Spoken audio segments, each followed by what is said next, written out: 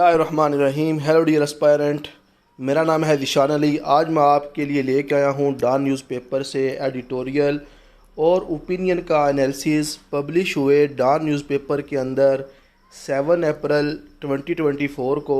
उम्मीद करता हूँ कि आप सब लोग खैरियत से होंगे। ये है जी आज का आइकन। डॉन न्यूज़पेपर के अंदर ये पिक्चर शो कर रही है कि इंडिया जो है ना, अपनी इंटेलिजेंस जो एजेंसीज़ हैं उसका इस्तेमाल करके पाकिस्तान के अंदर टेररिज्म को प्रमोट कर रहा है और ख़ास तौर पे बलूचिस्तान के अंदर ये टेररिज्म ज़्यादा देखने को मिल रही है। तो ये है जी इसका मतलब।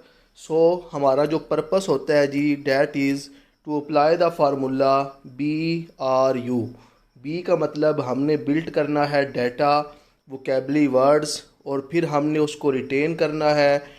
डाटा में से इंफॉर्मेशन लेनी है, नॉलेज लेना है और फिर उसको यूज़ करना है। हमने पाकिस्तान अफेयर का पेपर हो, करंट अफेयर का पेपर हो, ऐसे राइटिंग हो या फिर आपके ऑप्शनल सब्जेक्ट्स हों, उसका पेपर हल करने के लिए। और साथ साथ हमने अपनी क्रिटिकल थिंकिंग डेवलप करनी है, अपने आर्गूमेंट्स बिल्ड करने हैं। ये है जी हमारा पर्पस। तो आज के जो हमारे पास एडिटोरियल हैं उनका जो टाइटल है जी वो डिस्कस करते हैं। सबसे पहले बियॉन्ड रिहिटोरिक। रिहिटोरिक होती है ऐसे वर्ड्स जो बड़े मज़े के लगते हों, जो आप यूज़ करते हों, ऐसे लफ्ज़ जिससे लोग आपकी तरफ अट्रैक्ट हों। तो कहता है कि अब बातचीत से या खूबसूरत लफ्ज़ बोलने से काम नहीं चलेगा, अब हमें लफ्ज़ों से आगे जो है देखना है, ऐसी पॉलिसी बनानी है जिससे जो पाकिस्तान के अंदर ये टेररिज्म आ गई है, ख़ास तौर पे ये बलूचिस्तान के अंदर ये जो अटैक देखने को मिला है, बलूचिस्तान लिबरेशन जो वहाँ पे जमातें बनी हुई हैं, उसके अलावा वहाँ पे ऐसे कुछ फैक्टर्स हैं जिसकी वजह से बलूचिस्तान का पीस डिस्टर्ब हो रहा है, वो डिस्कस करेगा इसके अंदर। दूसरा जो है उसमें है जी इंक्लूसिव पॉलिटिक्स, कि जो पॉलिटिक्स है ना वो सब के लिए होनी चाहिए, सिर्फ एक ग्रुप के लिए नहीं होनी चाहिए। मरीम नवाज जो हैं उन्होंने बात की है कि जो पंजाब के अंदर पतंगे आ गई हैं ना, और पतंगों की जो डोर है जो बहुत तेज़ होती है, जिसे फैसलाबाद में वो बेचारा बच्चा भी मर गया, उसकी गर्दन पे जब वो डोर फिरी तो फैसलाबाद के अंदर वो लड़का जो था उसका कत्ल हो गया। तो मरीम नवाज़ कहती है ये जो डोर है ना, ये जो लोग यूज़ करते हैं बसंत के अंदर, ये आती है KPK से, जिसकी वजह से ना ये शो कर रहा है कि ये जो मरीम नवाज़ का जो ये बयान है ना ये अच्छा नहीं था। इससे जो आपस में KPK के लोग और उसके अलावा पंजाबी जो हैं इनके दिलों में आपस में जो नस्ली तासुब है वो आएगा, और पाकिस्तान के अंदर जो पहले ही एक्सट्रीमिज़म बहुत प्रमोट है, अगर इस तरह के जो फैक्टर्स आ गए तो और जो है पाकिस्तानियत को नुकसान होगा। तो इसको लेके डिस्कस किया जाएगा इसके अंदर। साथ जी न्यू जमात चीफ़, जो जमात इस्लामी है उसके इलेक्शन हुए हैं, तो उसमें नए जो हैं वो वहाँ के चीफ़ बन गए हैं जमात इस्लामी के, उसके बारे में डिस्कस किया जाएगा। उसके अलावा जी जो ओपिनियंस हैं उसमें सबसे फर्स्ट है जी never ending insurgency. Sorry, insurgency होता है जी सर ऐसे फैक्टर्स जो प्रॉब्लम क्रिएट करते हैं, ऐसा रिवोल्ट जो कि इंस्टेबिलिटी काज करे, गवर्नमेंट की फेवर में ना हो, इस अमल को कहते हैं इंसर्जेंसी। तो ये बलूचिस्तान के अंदर बात करेगा कि बलूचिस्तान के अंदर जो इंसर्जेंसी है ना वो ख़त्म ही नहीं हो रही, वो बढ़ती जा रही है। उसके अलावा जी दूसरा ओपिनियन है एडवेंचर ऑफ फेमस 6। ये जो 6 इस्लामाबाद हाई कोर्ट के जजेस हैं उन्होंने जो लेटर लिखा है इस्लामाबाद की सुप्रीम कोर्ट को कि जी इंटेलिजेंस एजेंसीज़ जो हैं वो इंटरफेरेंस करती हैं उनके जुडिशियल अफेयर्स में, उसके बारे में है ये ओपिनियन। साथ जी अनकवरिंग अवर शेम, कहता है ये जो राइटर साहिबा हैं वो डिस्कस करेंगी पाकिस्तान के अंदर ये जो रेप कल्चर देखने को मिल रहा है। ये अतकाफ़ के अंदर एक बच्चे के साथ जो है ज़्यादती हुई, उसके अलावा एक जो फ़ीमेल है उसके साथ ज़्यादती की उसके फादर और उसके भाई ने, उन केसेस को लेके और इसके पीछे क्या मिस्ट्री है। साथ वो एग्जांपल देंगी। तो वो इस ओपिनियन में ये हम डिस्कस करेंगे। आखिर में जी ट्रेड डायनामिक, तो ये ट्रेड डायनामिक की जो ओपिनियन है ये पाकिस्तान और इंडिया के जो रिलेशन है उसके रिलेटेड है कि पाकिस्तान और इंडिया की जो ट्रेड है 2019 में रुक गई थी। अब जो दोबारा इसहाक डार साहब ने कहा है कि हम दोबारा ट्रेड जो है वो शुरू करेंगे, तो इसके बारे में ये ओपिनियन है। तो ये है जी आज हमारा टारगेट कि हमने कंप्रीहेंड करना है, मेन मेन पॉइंट्स को इन समरी बनानी है और देखना है जी राइटर जो हैं वो कितने खूबसूरत अंदाज में चीज़ों को बयान करते हैं। सबसे पहला जी टाइटल है बियॉन्ड रिटोरिक, इसको पढ़ेंगे हम। तो क्या इसकी मेन समरी है, द रीसेंट, बियॉन्ड का मतलब होता है दूर, रिटोरिक होता है मीठी मीठी बातें, खूबसूरत बातें। कि अब जो बातें हैं ना, जो बड़े ज़बरदस्त किस्म के अल्फाज आप इस्तेमाल करते हो बातचीत में, उसे रिटोरिक कहते हैं। उससे अब काम नहीं चलना, हमने बातों से आगे जाना है, ऐसी पॉलिसी बनानी है, एक्शन करने हैं in right direction, so that क्या आए मुल्क में पीस आए, इंस्टेबिलिटी आए। जो चाइनीज़ का ट्रस्ट ख़त्म हो गया है पाकिस्तान में ये टेररिज्म की वजह से, उसको बहाल किया जाए।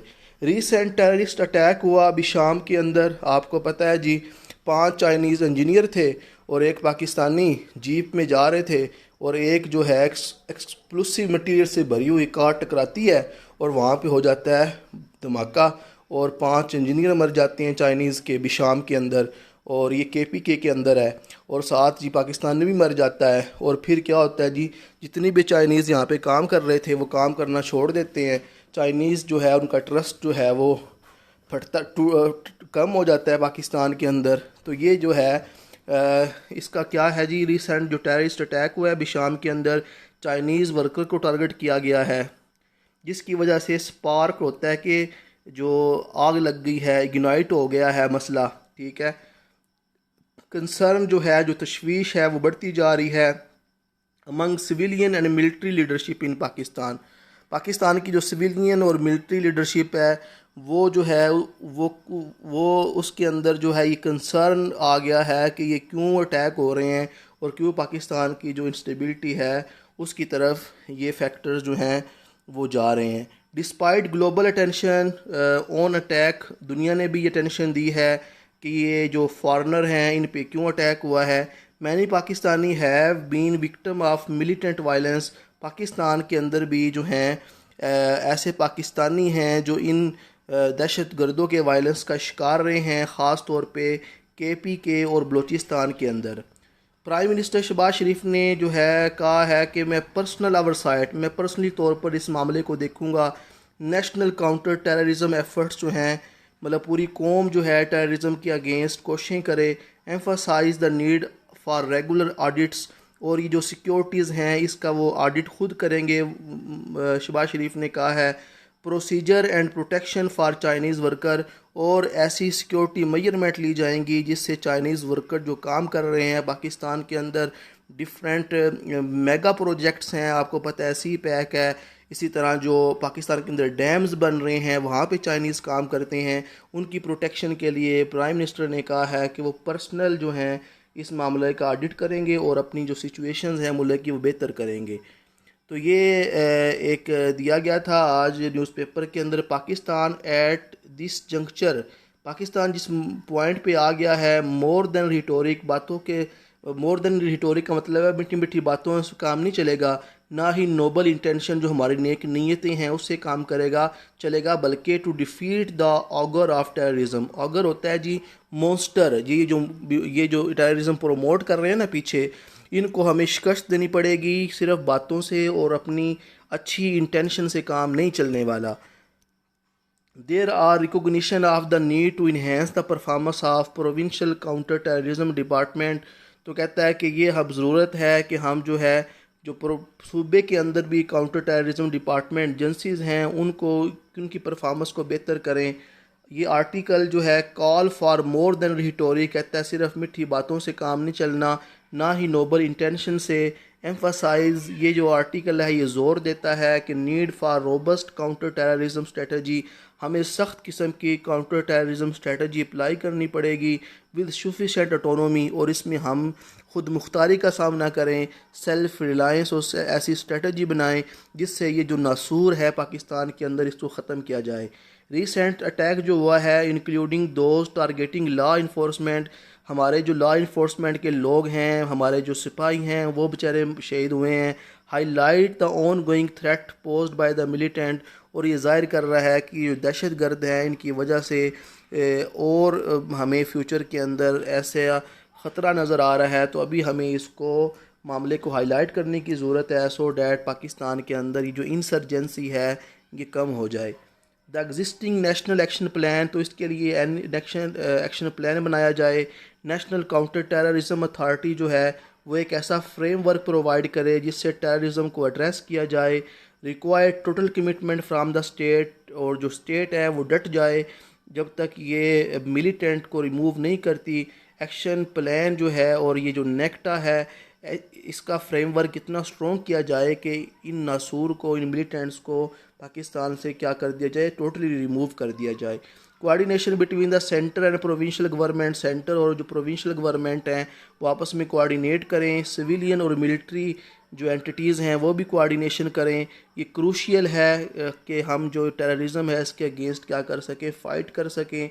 अलॉन्ग साइड काइनेटिक मैयर, ये जो एक्शन है काइनेटिक मैयर्स हैं जो हरकत हम कर रहे हैं, इसके साथ साथ लॉन्ग टर्म सोल्यूशन बनाए जाएं जिससे हम डी रेडिकलाइजेशन, ये जो एक्सट्रीमिज़म जो है ये बढ़ती जा रही है, ये जो इंतहा पसंदी, इसको हम मॉडरेट करें। एड्रेस रूट काज, जो मेन काज हैं टेररिज्म के, जैसा कि इनजस्टिस है, पॉवर्टी है, डेप्रीवेशन, महरूमियाँ हैं लोगों की इन सूबों के अंदर, उसको डिस्कस करें सो डैट हमारा जो बलूचिस्तान है वो किस पे आ जाए, स्टेबिलिटी की तरफ आ जाए।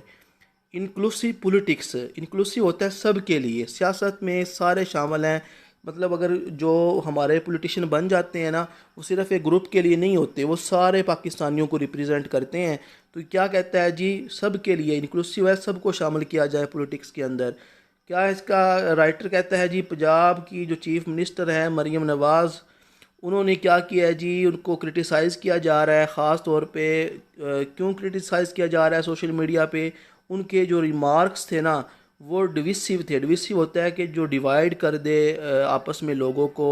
रिगार्डिंग इंटर प्रोविंशियल रिलेशन, जो आपस में जो हमारे सूबे हैं उनके रिलेशन को ख़राब कर रहे हैं। उनका जो स्पीच थी, उनका जो बयानिया था, क्या बयानिया था, ड्यूरिंग अ टेलीवाइज्ड मीटिंग, एक टेलीविजन की मीटिंग के दरमियान मरीम नवाज़ ने एक्सप्रेस किया है कि जो टेररिज्म है और पाकिस्तान के अंदर जो चैलेंज आ रहे हैं, ख़ास तौर पे जो पंजाब के अंदर जो टेररिज्म है और जो चैलेंज है उसके सूबे में, और उसने सिग्नल ख़ास तौर पे जो काइट की बात है, मतलब जो पतंगों की डोर है ना वो KPK के अंदर बनती है।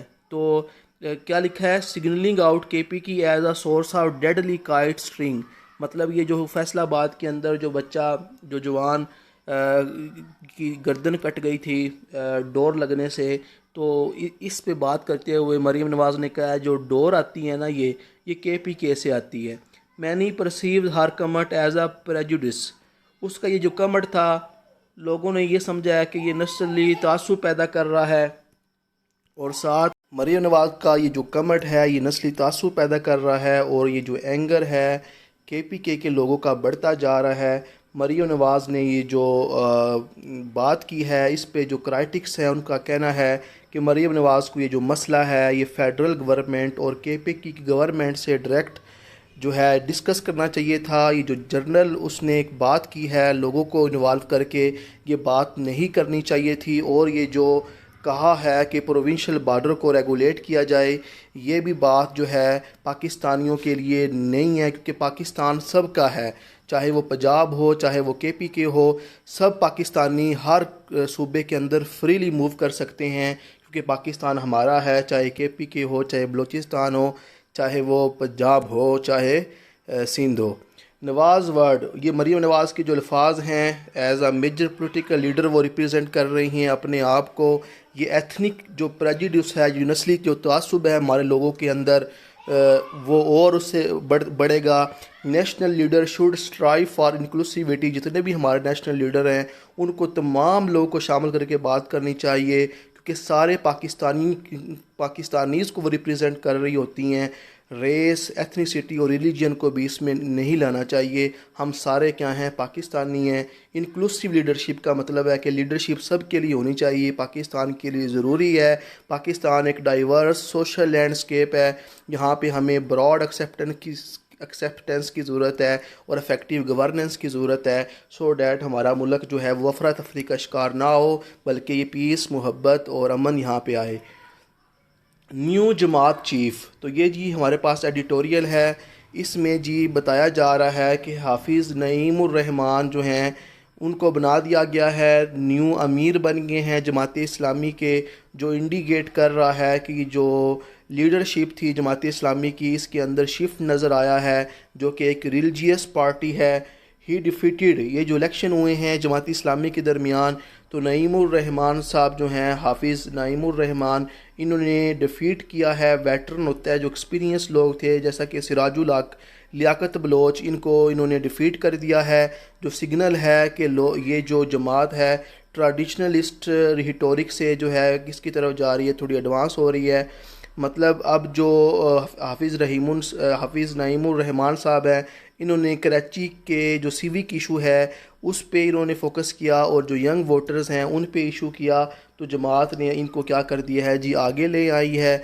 और सम ऑब्ज़र्वर जो कुछ ऑब्ज़र्व कर रहे हैं इलेक्शन को जमात इस्लामी के, वो ये बिलीव करते हैं कि जो कराची लोकल गवर्नमेंट है उसके हाफिज़ नईम साहब जो हैं वो मेयर रह चुके हैं। जो लास्ट लोकल गवर्नमेंट थी ये भी इन्फ्लुएंस क्या पता हुआ हो, और कुछ का ख्याल है कि ये इन्फ्लुएंस नहीं हुआ। तो ये इसमें राइटर का कहना है जमात इस्लामी की जो स्मूथ लीडरशिप है ये 8 डिकेड से जो है कह लो कि नज़र आ रही है कि इसमें प्रॉपर इलेक्शन होते हैं और एक ही जमात है जिसके अंदर डेमोक्रेसी हमें नज़र आती है लीडरशिप की अपॉइंटमेंट में, वो जमात इस्लामी है।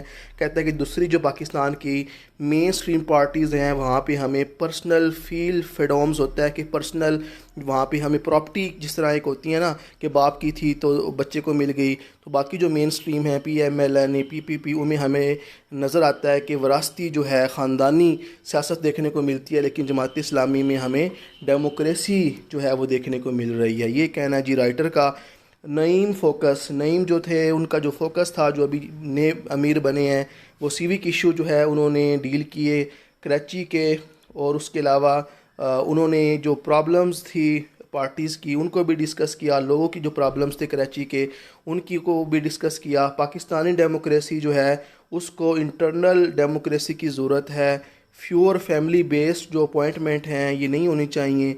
और उसके अलावा जितने भी हमारे पास आते हैं लीडरशिप, उनको कमिटमेंट होना चाहिए कि वो सिटीज़न के इशू सॉल्व करेंगे, हेल्थ के इशू ठीक करेंगे, और जो इस तरह वाइटलिटी है, जो अहमियत है अहम इशू को सॉल्व करने की, और जो उनका मेन पर्पस है उस पे वो कायम रहेंगे। नेक्स्ट ही हमारे पास ओपिनियन है नेवर एंडिंग इंसर्जेंसी। जैसा कि मैंने बताया कि इंसर्जेंसी क्या है, रिवोल्ट है, प्रॉब्लम्स हैं, ये ऐसे सरकश फैक्टर्स हैं जो मुल्क ख़ास तौर पे बलूचिस्तान का पीस डिस्टर्ब कर रहे हैं। मोहम्मद अमीर राना साहब ने ये लिखा है, ये सिक्योरिटी एनालिस्ट हैं। क्या कहना है इनका, ये जो सिक्योरिटाइजेशन जो है बलूचिस्तान के अंदर बढ़ती जा रही है, ये स्टैंड पॉइंट है, मतलब एक वहाँ पे एक पॉइंट ऑफ व्यू बन गया है लोगों का, has over shadowed political initiative in Balochistan. और जो भी बलूचिस्तान के अंदर हम पोलिटिकल इनिशिएटिव लेते हैं वहाँ पे पीस लाने का, जैसे जैसे ये जो वहाँ पे इंसर्जेंसी आती है तो हमें सिक्योरिटी टाइट करनी पड़ती है, तो जिसकी वजह से वहाँ पे एक हमें अच्छी खासी जो है वो प्रोग्रेस देखने को नहीं मिल रही जो कि वहाँ पे होनी चाहिए। तो क्या कहना है जी राइटर का, इंसर्जेंसी इन बलूचिस्तान, ये जो सरकश है, ये जो रिवोल्ट हैं अगेंस्ट गवर्नमेंट बलूचिस्तान के अंदर देखने को मिल रहे हैं और ये थर्ड फेज़ में एंटर हो गए हैं। कहता है कि ये जो टेररिस्ट एक्टिविटीज़ वहाँ पे हुई हैं, चाइनीज़ पे अटैक हुआ, सिक्योरिटी फोर्सेस पे अटैक हुआ ग्वादर के अंदर, चाइनीज़ का जो इंटरेस्ट है बलूचिस्तान के अंदर सी पैक की शक्ल में, वो जी वहाँ पे चाइनीज़ का जो हमारे ऊपर एतमाद था वो कम हुआ। नेशनलिस्ट एक्टर जो हैं, जो फेडरेशन को सपोर्ट करते हैं जी, वो देखने को मिले हैं हमें थर्ड फेज़ के अंदर। नेशनलिस्ट है वहाँ पे कुछ लोग, इस तरह वहाँ पे कुछ जमातें हैं, वो कहती हैं कि हम बलूचिस्तान के बड़े नेशनलिस्ट हैं, लेकिन वो क्या करते हैं जी, इंसर्जेंसी काज करते हैं वहाँ पे। उनकी वजह से जो है कह लो कि उन्होंने क्या किया है, जो वहाँ पे सरकश फैक्टर हैं, उन्होंने 62 अटैक किए हैं फर्स्ट क्वार्टर में बलूचिस्तान के ऊपर। एक साल का मतलब एक साल के चौथे हिस्से में क्वार्टर होता है, फोर्थ जो पार्ट होता है एक साल का, 62 अटैक हो चुके हैं बलूचिस्तान में। ख़ास तौर पे जो बलूचिस्तान का मकरान रीजन है ना, और उसका जो सराउंडिंग एरिया है, वहाँ पे जो बलूचिस्तान लिबरेशन आर्मी है और वहाँ पे जो ऐसी जमातें हैं जिनको एक्सटर्नल फैक्टर्स जो हैं वो सपोर्ट कर रहे हैं, इंडिया की इंटेलिजेंस एजेंसी, वो जो हैं वहाँ पे क्या कर रहे हैं, इंसर्जेंसी काज कर रहे हैं। बलूचिस्तान लिबरेशन आर्मी ख़ास तौर पे जो एक वहाँ पे बहुत एक्टिव है, उसका एक मजीद ग्रुप है जो कि वो इस तरह की टेररिस्ट अटैक करवा रहा है पाकिस्तान के अंदर, emerge as a major violent group. इसे जो है एक सबसे ज़्यादा सरकश ग्रुप माना जा रहा है। ये सी पैक के प्रोजेक्ट को टारगेट करता है, चाइनीज़ काइंड ऑफ इंटरेस्ट है और चाइनीज़ पे ये अटैक करता है, गवादर पे अटैक कर रहा है। ये जो इंसर्जेंसी जो है ये बढ़ी थी 2013 में, जैसे ही जो मिलिटेंट है उन्होंने क्या किया था, ज़ियारत जो रेजिडेंसी है कायद की हमारे, उसको जला दिया था, motivating youth in Makran region. और इन्होंने मकरान रीजन की जो यंग लोग हैं उनको अपने साथ मिला लिया और साथ साथ उन्होंने क्या किया जी, जो अटैक्स हैं उनको इंटेंसीफाई कर दिया, बढ़ा दिया, जिससे बलूचिस्तान के अंदर इंसर्जेंसी बढ़ती नज़र आई।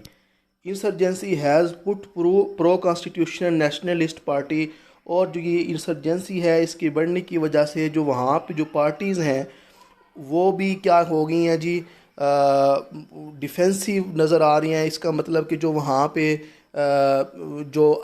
जो जमातें हैं वहाँ पे मीन के जो लीगल वे में पॉलिटिशियन करती हैं, उनका जो कॉन्फिडेंस है उन पे भी लोगों का कम होता हुआ दिखाई दे रहा है। ख़ास तौर पे जो नेशनल पार्टी है वहाँ पे बलूचिस्तान नेशनल पार्टी है, उन पे लोगों का कॉन्फिडेंस जो है वो कम नज़र आ रहा है। लेकिन जो वहाँ की जो नेशनलिस्ट पार्टी हैं, जो ऐसे अनासुर जनरेट कर रही हैं लोगों के जज्बात बढ़ा के, तो लोग क्या हो गए हैं जी, टूवर्ड्स जो national party Balochistan national party है उसकी तरफ क्या हो गए हैं, डिफेंसिव हो गए हैं।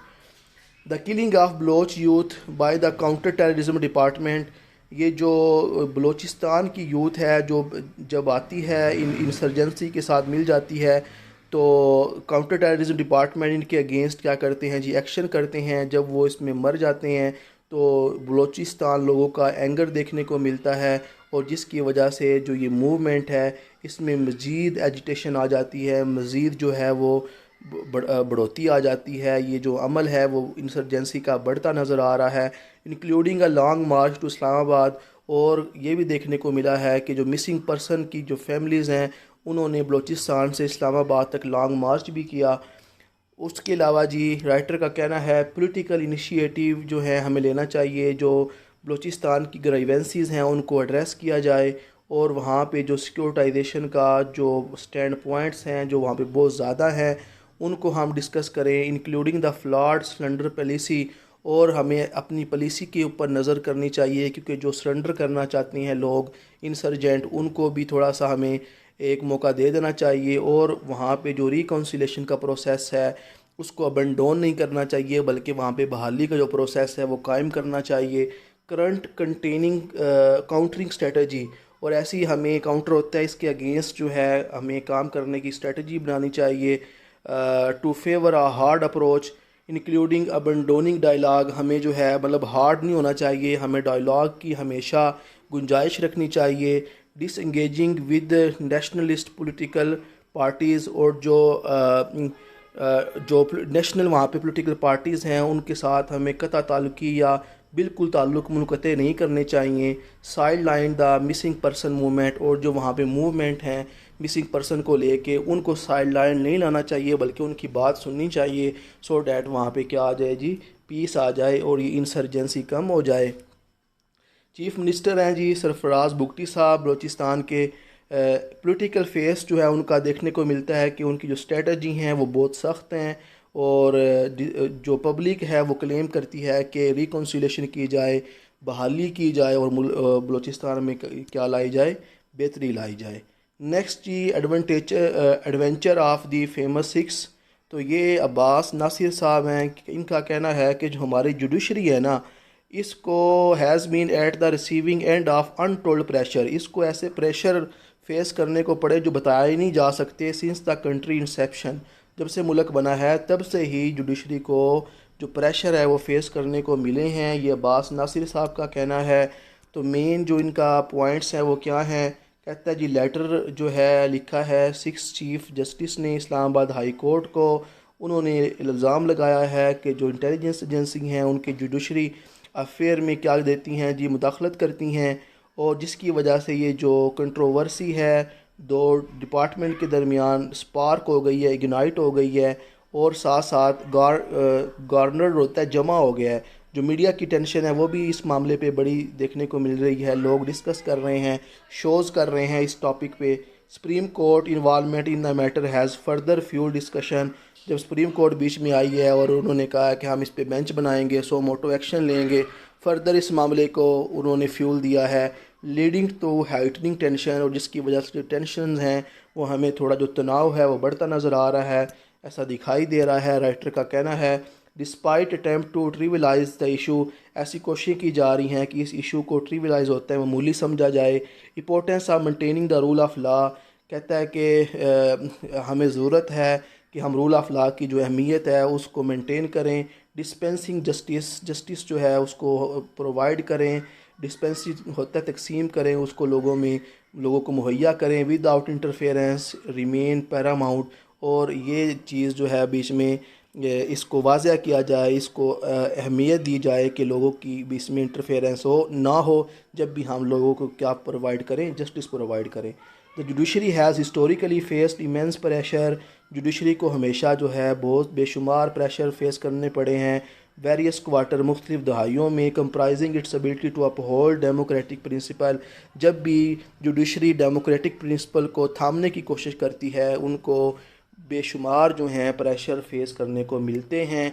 ये कहना है राइटर का। Political parties in Pakistan have failed to uphold democratic ethos, जो डेमोक्रेटिक करैक्टर्स हैं वो पॉलिटिकल पार्टीज़ पाकिस्तान में अपहोल्ड नहीं कर सकी। Often prioritising personal gain over welfare of the nation, और जो हमारे पॉलिटिकल पार्टीज़ हैं वो अपने पर्सनल गेन को ज़्यादा प्रमोट करते हैं, नेशन की भलाई को नहीं देखते। रीसेंट इलेक्शन जो अभी हुए हैं ये हाईलाइट कर रहे हैं the disenfranchisement of certain provinces. Disenfranchisement होता है महरूमियाँ। ये जो अभी इलेक्शन हुए हैं इसमें हमें महरूमियाँ नज़र आ रही हैं काफ़ी सूबों की। Influence of extra parliamentary force in the parliament, और ऐसी फोर्सेस हमें पार्लियामेंट के अंदर दिखाई दे रही हैं जो पार्लियामेंट से भी आगे की हैं। तो ये कहना है राइटर का जी। एमरजेंस ऑफ लेटर, उसके अलावा कहता है कि ऐसे लेटर देखने को मिल रहे हैं जिसमें जहरीला पाउडर है, ये सुपीरियर जुडिशरी मेंबर को मिल रहे हैं। 17 से ज़्यादा लेटर ये मिल चुके हैं, ये वार्निंग्स हैं, और ये शो किया जा रहा है कि ये वार्निंग है या अपॉर्चुनिटी हैं कि हम क्या करें जी, इन मामलात पे इन्वेस्टिगेशन करें और मुल्क में तनाव ना बढ़े, इसको मुल्क को हम क्या करें जी, मुल्क में जस्टिस प्रोवाइड करें। डिस्पाइट इन्वेस्टिगेशन, इन मामला पे इन्वेस्टिगेशन भी हो रही है। It is unlikely that concrete answer will be provided, कहता है ये मुझे नहीं लग रहा कि इसका कोई जवाब मिले कि कौन है इनके पीछे, with potential finding lacking credibility, क्योंकि ये जो हम इन्वेस्टिगेशन करेंगे, जो इसको हम तलाश करेंगे, हमें इसमें कोई क्रेडिबिलिटी देखने को नहीं मिलेगी। उसके अलावा जी चीफ़ जस्टिस जो हैं उनका इंडिकेशन है, उनका इशारा है कि वो फुल कोर्ट हेयरिंग करेंगे, सो मोटो का इस्तेमाल करेंगे और इस मामले को देखेंगे। लेकिन 3 वीक्स हो गए हैं, may not lead to significant progress, हमें इसमें कोई जो है प्रोग्रेस दिखाई नहीं दे रही। जो ये जो इल्ज़ामात लगाए गए हैं, some hope for realisation in centre for power about the unsustainable status quo and need for significant change to address change effectively. तो राइटर का कहना है कि मुझे थोड़ी उम्मीद है कि सेंटर जो है वो अपनी पावर को इस्तेमाल करे और ये जो चेंजेस आई हैं, ये जो प्रॉब्लम है, इसको इफेक्टिवली क्या किया जाए, एड्रेस किया जाए। या नेक्स्ट जी हमारे पास ओपिनियन है अनकवरिंग अवर शेम। तो ये जी मुन्ना खान है, ये कहती हैं कि अगर पाकिस्तान में आप हेड टू टॉय भी कवर्ड हो ना, फिर भी जो है स्टिल भी रेप, फिर भी रेप हो सकता है। इतनी जो है अवाम हल्की है, बेशरम है। और हमारी अनकवरिंग अवर शेम, और कहता है कि मैं इसका टाइटल ऐसा कि हम अपनी जो शर्म है उसको वो अनकवर करेंगी। मुन्ना खान का कहना है कि ये कहती हैं अथर इज़ असिस्टिंग, अथर मदद कर रही हैं अपनी यंगर सिस्टर की। यूएस के अंदर एक वो डॉक्यूमेंट्री पे काम कर रही हैं, उनकी सिस्टर उनकी मदद कर रही हैं। Munna Khan the closure of a bank, कि 1990 में जो बैंक क्लोज हुए थे उसको वो इन्वेस्टिगेट कर रही हैं। साथ साथ कहती है कि मैंने एक डॉक्यूमेंट्री देखी नेटफ्लिक्स पे, to kill a tiger.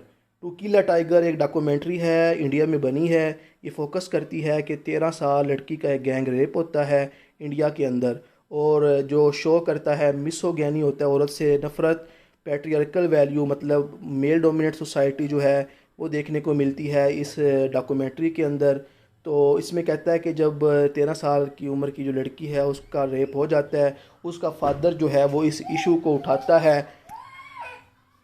Writer का कहना है कि सब कॉन्टिनेंट है, इसके अंदर रेप कल्चर और ये जो वायलेंस है अगेंस्ट वुमेन ये फैला हुआ है, चाहे वो रूरल एरिया हो चाहे वो अर्बन एरिया हो। और ये जो सेक्सुअल वायलेंस होता है वुमेन के अगेंस्ट, इसको नॉर्मलाइज कर दिया जाता है। तो साथ साथ जो है मुन्ना खान साहिबा कहती हैं पॉलिटिकल और जो रिलीजियस लीडर हैं वो ऐसे कमेंट करते हैं जिसमें औरत से नफ़रत नज़र आती है, मिसोगाइनिस्टिक व्यू उनका नज़र आता है, डिफ्लेक्टिंग ब्लेम, और ये जो ब्लेम है उसकी डायरेक्शन चेंज कर दी जाती है from man in rape case and victim blame. Man को ब्लेम नहीं किया जाता बल्कि उसी विक्टिम जो होता है उसी को ब्लेम कर दिया जाता है। डॉक्यूमेंट्री जो मैंने देखी है to kill a tiger offer hope, इसमें हमें एक होप नज़र आती है, एक हौसला नज़र आता है कि उसका जो बाप है वो एक पूरे सोसाइटल नॉर्म के अगेंस्ट जाता है, सिस्टम को चैलेंज करता है और अपनी बेटी के लिए जो है जस्टिस के लिए वो फाइट करता है। तो ये इस डॉक्यूमेंट्री में दिखाया गया है। पाकिस्तान के अंदर भी डॉक्यूमेंट्री बनती हैं लेकिन उन पे अब्यूज़ उनको देखने को मिलती है, उनको क्रिटिसाइज़ किया जाता है। लेकिन ये जो सोशल इश्यूज़ हैं मुल्क के अंदर, इन पे हमें लाइट डालने की ज़रूरत है। ये जो वर्क होता है पाकिस्तान के अंदर, डॉक्यूमेंट्रीज़ बनाई जाती हैं, ये ज़रूरी है ताकि अवेयरनेस आए और लोग इस जो ये घिनौनी एक्टिविटी है इससे बचे रहें। रिसेंट जो इंसिडेंट देखने को मिला फेमिसाइड, ख़ास तौर पे वो बात करती है उस लड़की की जिसको उसके उसके भाई ने मारा, जिसको उसके अब्बू और उसके भाई पे इल्ज़ाम है कि उन्होंने ज़्यादती की, और जब पता चला कि वो प्रेग्नेंट है उसको मार दिया गया। सेक्सुअल अब्यूज़ देखने को मिलते हैं, मौलवी जो हैं उनके केसेस देखने को मिले हैं मदरसे के अंदर। Along with growing outrage on social media, और सोशल मीडिया पे देखा आवाम जो है वो गुस्सा कर रही है। एक पॉसिबल अब ये पॉइंट है कि हम क्या करें, ये सोसाइटी का एटीट्यूड है, इनजस्टिस का, इसको चेंज करें। और जो हमारा सोशल मीडिया है, जो जर्नलिज़म है, ये एक इसमें क्रूशियल रोल अदा कर सकती है। और ये परपिट्रेटर हैं इन एक्टिविटीज़ की, और जो अथॉरिटीज़ हैं वो क्या हो जाए, अकाउंटेबल उनको किया जाए, उनसे पूछगछ की जाए। सोशल मीडिया जो है एक प्लेटफार्म है जो एक डिमांड कर रहा है कि चेंज की ज़रूरत है। और there is a growing determination among people, Pakistan youth, जो पाकिस्तान की यूथ है उनका जो बयानिया है वो कहती हैं कि इन जस्टिस को वो फेस करेंगी और जस्टिस सब के लिए होना चाहिए। और डिमांड करती है अकाउंटेबिलिटी उन लोगों से जो पावर में हैं कि वो भी इन तरह की एक्टिविटीज़ को देखें और माशरे में अमल लाएँ। Author call for urgent action, author कहती है कि हमें अर्जेंट एक्शन की ज़रूरत है। जेंडर बेस्ड जो वायलेंस हैं इनको देखा जाए और जो वल्नरेबल इंडिविजुअल है उनको प्रोटेक्ट किया जाए। और इस तरह ये जो हमारा एक शिफ्ट देखने को मिलेगा, ये जो टैक्टिक्स हैं, ये जो चालें हैं गंदी, ये चेंज हों और मीनिंगफुल चेंज आए मुल्क में, और माशरा जो है वो एक अमन की तरफ जाए, बेहतरी की तरफ जाए। लास्ट ओपिनियन है ट्रेड डायनामिक्स। तो ये जी लिखा है एजाज़ अहमद चौधरी साहब हैं, इनका कहना है it is not in the interest of Pakistan and India to have conflictual tie. कहता है ये दोनों मुल्कों के लिए फ़ायदा नहीं है कि दोनों मुल्क आपस में लड़ते ही रहें। 47 से लड़ते आ रहे हैं, कोई फ़ायदा नहीं हुआ। तो बदले में हम जो हैं वो सारा पैसा अपनी बॉर्डर सिक्योरिटी पे लगा देते हैं, और इंटरनल हमारी जो सिक्योरिटी है, हमारी एजुकेशन है, हेल्थ है, और उसके लिए पैसा ही नहीं बचता, और हम बजाय आगे जाने के पीछे ही चले जाते हैं। तो राइटर का कहना है फ्रेंच फॉरेन मिनिस्टर थे रॉबर्ट स्कूमैन, उन्होंने प्रपोज़ किया था कि वो क्या करें, कोयले की और स्टील की जो इंडस्ट्री है ना वो क्या कर दें जी। वर्ल्ड वार के 2 के बाद जर्मनी, जो वेस्ट जर्मनी और जो फ्रांस था, उन्होंने ये जो इंडस्ट्री थी वो एक ही कर ली थी कि दोनों मुल्कों ने एक इंडस्ट्री बना ली थी जिसमें कोयला और स्टील जो है वो बनाया जाता था। जिससे क्या हुआ जी, यूरोपियन यूनियन बन गई। और अब देखो कि यूरोप में उसके बाद लड़ाई भी नहीं हुई। यूरोप में जो है, आप अगर आपको मिल जाए तो कार्ड मिल जाए तो आप पूरे यूरोप में घूम सकते हैं। और उसके अलावा देखें, सबसे कामयाब यूनियन है यूरोपियन यूनियन, दूसरे नंबर पे आसियान है। तो कहता है कि हम भी क्यों ना अपने साउथ एशिया के अंदर ये लड़ाइयाँ ही लड़ते रहेंगे, इंडिया और पाकिस्तान, ये भी कुछ सीख लें यूरोपियन लोगों से कि ये भी आपस में अपने झगड़े ख़त्म करें। इन कंट्रास्ट कहता है इसके अपोजिट जो म्यूचुअल इंटरेस्ट हैं पाकिस्तान के, इनमें हमेशा हिंड्रेंस है, रुकावट है। इंडिया और पाकिस्तान जो हैं recognise the role of economy, अगर ये अपना जो आपस में मामला ठीक कर लें और अपने अंदर जो फ़ायदे देखें कि इनकी इकोनॉमी किस तरह ये बिल्ड कर सकते हैं। अगर साउथ एशिया में पीस आ जाए तो दोनों मुल्क की जो इकोनॉमी है वो भी ज़बरदस्त जो है किस्म की बिल्ट हो सकती है, अगर ये आपस में क्या कर लें जी, अमन कर लें। राइटर का कहना है कि इंट्रा रीजनल जो ट्रेड है ये कम हुई है पाकिस्तान की और इंडिया की। Intra regional trade in south Asia है सिग्निफिकेंटली डिक्लाइंड अवर ईयर। पिछले सालों से ही जो हमारी साउथ एशिया की ट्रेड है ये कम हुई है। With formal trading arrangement remain minimal, और ये जो अरेंजमेंट्स थी ट्रेडिंग की ये बहुत कम दिखाई दी है। ख़ास तौर पे 2019 से जब इंडिया ने जो है वहाँ पे खिलाफ वर्जी की थी और जो मकबूजा कश्मीर के जो तनाज़ी इलाके हैं वो अपने आप में शामिल किए थे। अभी फॉरेन मिनिस्टर इसाक डार साहब जो हैं उन्होंने एक हिंट पेश किया है कि वो क्या करें, इंडिया के साथ जो ट्रेड के रिश्ते हैं वो दोबारा बहाल करें। और इसकी वजह से एक डिबेट जो है वो इग्नाइट हो गई है। दोनों मुल्क जो हैं वो आपस में, वहाँ के जो इंटेलेक्चुअल हैं वो इस पे बातचीत कर रहे हैं। प्रोपोनेंट ऑफ बायलैटरल ट्रेड, जो लोग चाहते हैं कि दोनों मुल्कों की ट्रेड जो है वो बढ़े, वो आर्गू करते हैं कि इससे बेनिफिट्स होगा कंज्यूमर को। और जो रीजन की ट्रेड है वो एक्सपोर्ट वो डाइवर्ट होगी, मतलब जो हम दूर दूर मुल्कों से चीज़ें मंगवाते हैं अगर हम नेबर मुल्कों से लेंगे तो उससे फ़ायदा होगा। सेविंग कॉस्ट, हमें कीमत जो है वो कम देनी पड़ेगी और जो इंपोर्टर और जो एक्सपोर्टर हैं उनको फ़ायदा होगा। उसके अलावा जी राइटर का कहना है, however some trader and industrialist are concern about the potential influx of cheaper Indian good and balance of trade. और कुछ इंडस्ट्रियलिस्ट जो है उनका कहना है कि हमें इंडिया से सस्ती चीज़ें मिलेंगी और हम भी पाकिस्तान अपनी चीज़ें इंडिया को देंगे, इस तरह ट्रेड में बैलेंस आएगा। बायलैटरल ट्रेड जो थी पाकिस्तान और इंडिया की 2019 में जो है ये रुक गई थी जब इंडिया ने एनेक्सेशन होता है मिला लिया था टेरिटरीज जम्मू एंड कश्मीर की। But it is argued that perpetually conflict relation are not in interest of other side. लेकिन ये आर्गू किया जा रहा है कि दोनों मुल्कों के दरमियान जो बढ़ते हुए कन्फ्लिक्टेड रिलेशन है इससे दोनों मुल्कों का कोई फ़ायदा नहीं होने वाला। हल जो है वो पीस में ही है। There is possibility of considering limited and regulated trade opening. कहता है कि ये हमें पॉसिबिलिटी नज़र आ रही है कि दोबारा जो ट्रेड है वो ओपन हो जाए दोनों मुल्कों के दरमियान। लेकिन अगर पॉलिटिकल जो एनवायरनमेंट है इंडिया का वो प्रोपिटियस रहे, मतलब वो कंडूसिव रहे, बेहतर रहे, अगर बेटर अंडरस्टैंडिंग आपस में आ जाए, जो ट्रेड डायनामिक्स हैं वो आपस में बढ़ सकती हैं। अगर मोदी की गवर्नमेंट दोबारा आ गई ना इलेक्शन जीत के, फिर हमें जो है कहता है कि ये होप जो है वो कम दिखाई देती है। क्योंकि जो ये मोदी साहब है ना, इनका हमेशा पॉइंट यही रहा है कि वो पाकिस्तान के साथ बिगाड़ जो हैं वो, इनकी गवर्नमेंट जब भी आती है वो पाकिस्तान के साथ संवारते नहीं हैं। हमेशा इनकी पॉलिसी पाकिस्तान के साथ रिलेशन बनाने की बिगाड़ में नज़र आती है। तो उम्मीद करता हूँ कि ये वीडियो आपके लिए इंपॉर्टेंट रहेगी। चैनल को सब्सक्राइब कीजिए, कमेंट कीजिए, लाइक कीजिए। मिलते हैं नेक्स्ट वीडियो में। अल्लाह हाफिज़।